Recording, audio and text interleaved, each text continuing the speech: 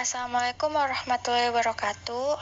Kami dari kelompok 2 yang beranggotakan saya Soletul Adawiyah beserta rekan saya Muhammad Arsyandika dan Restiana. Kami akan menjelaskan tentang tinjauan akad dalam keuangan syariah. Yang pertama, apa sih pengertian akad? Jadi, pengertian akad secara umum. Akad adalah ikatan kontrak dua pihak yang telah bersepakat.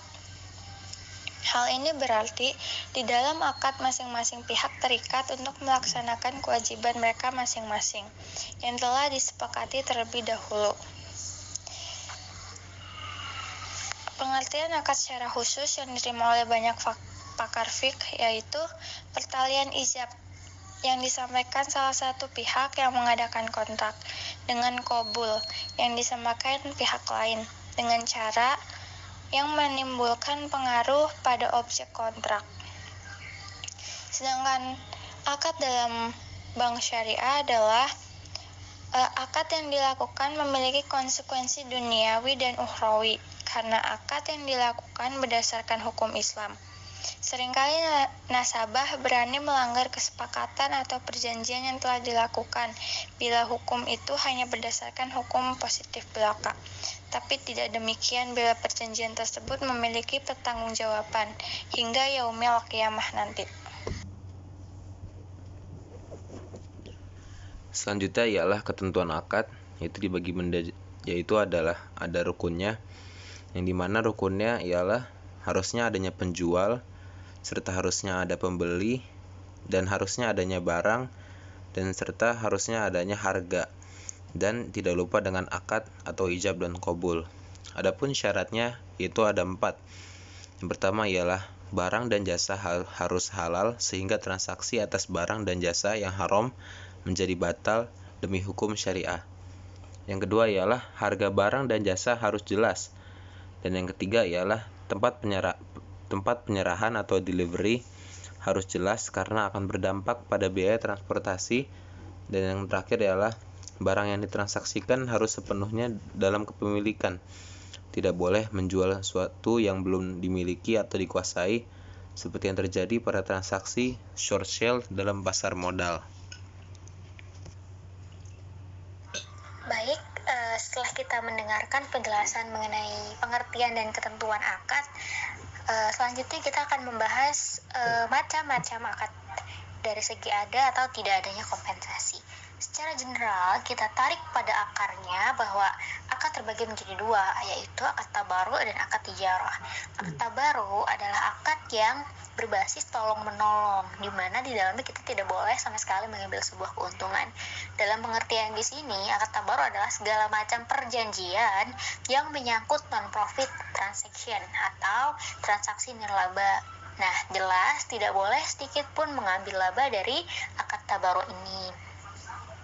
Akad tijarah adalah akad compensational contract, segala macam perjanjian yang menyangkut profit transaksi.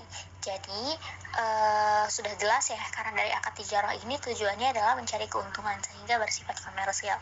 Dari kedua akad yang setelah disebutkan tadi, kita tentu bisa membedakan mana yang transaksi awal kita hendak menolong, mana yang transaksi awal kita hendak melakukan sebuah perjalanan bisnis.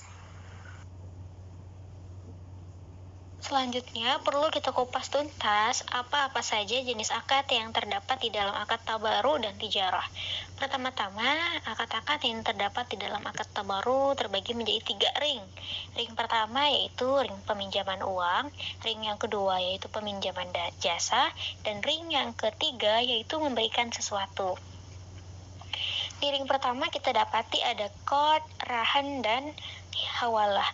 Qard merupakan perjanjian pinjam-meminjam uang atau barang yang dilakukan tanpa adanya tujuan keuntungan. Namun, pihak bank sebagai pemberi pinjaman dapat meminta pengganti biaya yang diperlukan dalam pelaksanaan kontrak qard. Yang kedua, arahan. adalah menahan salah satu harta pemilik atau peminjam sebagai jaminan atas pinjaman yang diterimanya. Tujuannya untuk memberikan jaminan bayaran kepada bank dalam memberikan pembiayaan. Barang yang dijadikan jaminan dalam kontrak harus memenuhi kriteria berikut. Yang pertama, milik nasabah.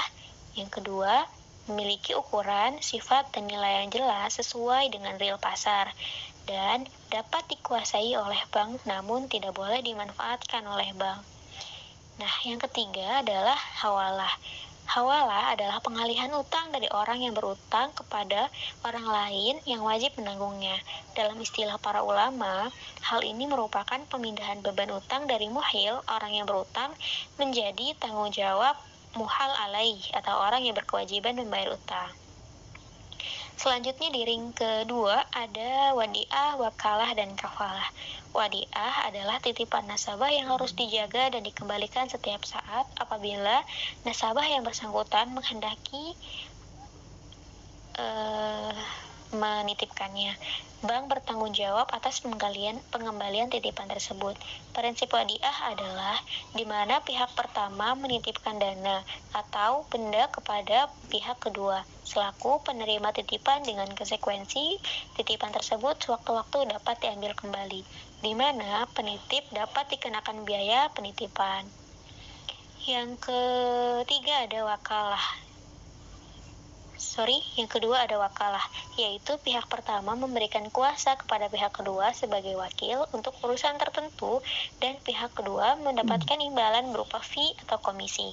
Nah, yang terakhir ada kafalah, yaitu pihak pertama bersedia menjadi penanggung atas kegiatan yang dilakukan oleh pihak kedua sepanjang sesuai dengan yang diperjanjikan, yaitu pihak pertama menerima imbalan berupa fee atau komisi atau garansi.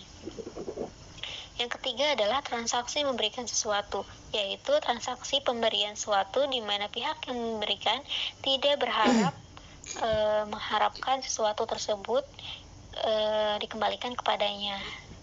Nah, ini ring yang ketiga ya, yaitu infak, sedekah, wakaf, hadiah, dan hibah. Nah, hal ini tidak perlu dijelaskan lagi ya teman-teman. Nah, kita akan membahas mengenai apa-apa saja akad yang ada di ring akad tijarah. Nah, di akad tijarah ini terbagi menjadi dua ring, yaitu Natural Certainty Contract atau disingkat dengan NCC. Yang di ring kedua ada Natural Uncertainty Contract atau NUC.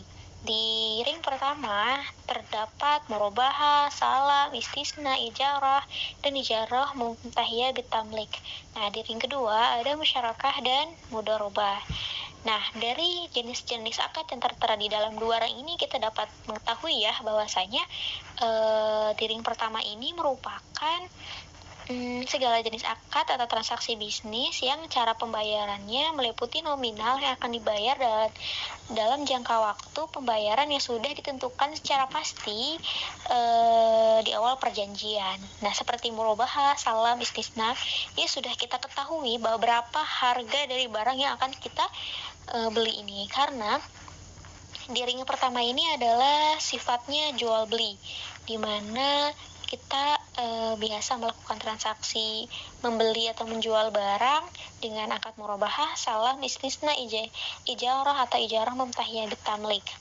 Tidak ada unsur-unsur pembiayaan di dalamnya. Sementara kalau di Natural Uncertainty Contract ada musyarakah dan mudharabah. Nah, ini merupakan ring kedua yang bermakna bahwa dua akad ini adalah akad pembiayaan yang keuntungannya baru bisa dibagi setelah hasil didapatkan oleh si pengelola modal. Yang kita ketahui bahwa biasanya nisbah atau pembagian persentase keuntungan ditentukan di awal. Nah, saya perlu ulas sedikit mengenai apa pengertian murabahah dan akad-akad lainnya di akad tijarah ini. Murabahah yaitu menjual suatu barang dengan menegaskan harga belinya kepada pembeli dan pembeli membayarnya dengan harga yang lebih sebagai laba. Sementara salam adalah jual beli barang dengan cara pemesanan dengan syarat-syarat tertentu dan pembayaran tunai terlebih dahulu secara penuh. Yang ketiga ada istisna, adalah jual beli barang dalam bentuk pemesanan pembuatan barang dengan kriteria dan persyaratan tertentu yang disepakati secara pembayarannya sesuai dengan kesepakatan. Yang ketiga ada ijarah. Nah, ijarah ini adalah akad pemindahan hak guna atas barang atau jasa melalui pembayaran upah sewa tanpa diikuti dengan pemindahan kepemilikan atas barang itu sendiri. Jadi, tegasnya ijarah ini adalah akad sewa menyewa. Nah, sementara ada lagi teman ijarah, yaitu ijarah mumtahiyah bitamlik, yaitu kegiatan penyewaan suatu barang dengan imbalan pendapatan sewa bila terdapat kesepakatan pengalihan kepemilikan pada akhir masa sewa. Jadi pada akad awal dia membayar sebagai sewa, kemudian dia membayar manfaat dari barang itu sebagai sewa, sampai di akhir jika dia dapat melunasi barang itu, dia dianggap sebagai pemilik barang itu dan terjadi pemindahan kepemilikan. Sementara jika dia tidak mampu melunasinya karena terkendala finansial dan lain sebagainya, maka dia dianggap sebagai menyewa barang itu dan barang dapat dikembalikan kepada pemilik asalnya atau yang sumber pembiayaan itu terjadi. Maksudnya adalah sumber dari mana dia mendapatkan barang itu. Yang kedua ada musyarakah dan mudharabah. Musyarakah adalah kerjasama antara dua pihak atau lebih untuk suatu usaha tertentu di mana masing-masing pihak bersama-sama berkontribusi dalam dana dan pekerjaan sesuai kesepakatan bersama. Dan mudharabah merupakan akad kerjasama usaha antara sahibul mal dengan mudharib melalui nisbah atau bagi hasil menurut kesepakatan di muka. Jika usaha yang dijalankan mengalami kerugian, maka seluruh kerugian akan ditanggung oleh pemilik usaha, kecuali adalah kelalaian atau kesalahan oleh pengelola dana seperti uang prestasi, kecurangan, dan penyalahgunaan dana. Sampai sini dicukupkan mengenai materi kita tentang pengertian akad dan jenis-jenisnya. Terima kasih atas perhatian teman-teman sekalian. Semoga Allah memudahkan urusan kita semua dalam belajar dan Allah jadikan ilmu kita sebagai ilmu yang bermanfaat, berkah, dan juga menjadi cahaya pelita bagi kehidupan kita selanjutnya. Wassalamualaikum warahmatullahi wabarakatuh.